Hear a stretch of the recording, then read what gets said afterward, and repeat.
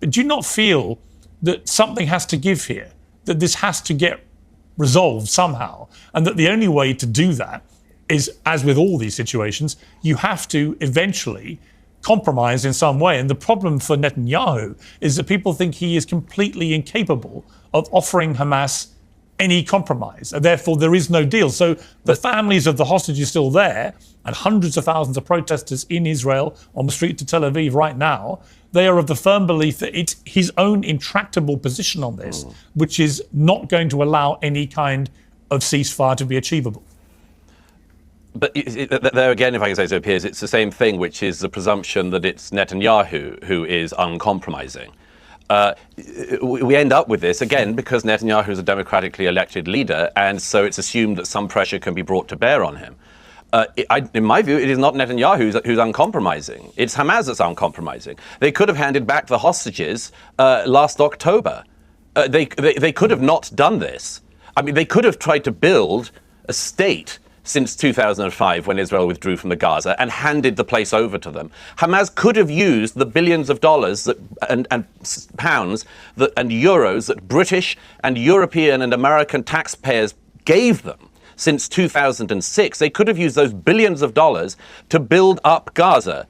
They could have made a booming, in the good sense of the term, Mediterranean paradise. They could have created wealth for their people. But you know what they did? They built down instead of upwards. They built a tunnel network bigger than the London Underground for all of those years, and they squirreled away the money, just like Yasser Arafat did before them, and they made themselves rich. Why was Ismail Haniyeh worth billions of dollars? Why does Khaled Mashal, why is he worth billions of dollars? Why are their children like princelings who live in apartment complexes in Doha? Because they took the money of Americans and Brits and Europeans and they took it for themselves and kept the people of Gaza in immiseration and poverty. There has been since 2005 a complete counterfactual of what could have happened.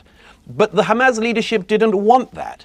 They have said themselves they want to use Palestinian children and their lives in order to pressurize the world. These are fanatics. They want the death of their own citizens, in order to get world opinion turned against Israel. Again, how do you negotiate with that? The assumption always is in the West today, because we're so sort of fat and lazy in our expectation that peace is the norm, and that historically it's the norm. We're so full of our own expectations and presumptions that we always think that wars end by some kind of compromise and coming around the table, to use the cliche.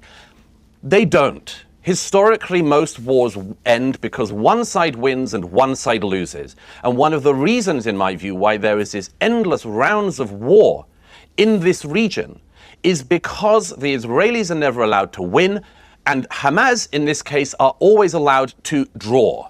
And I think that is simply to set up the precursor for the next conflict. If Hamas come out of this with a fighting capability, then there will be another round of this war in a couple of years. So when David Lammy and others say what we need to have is a peace deal, I'd say, on what terms? Everybody wants peace except for Hamas and the fanatics.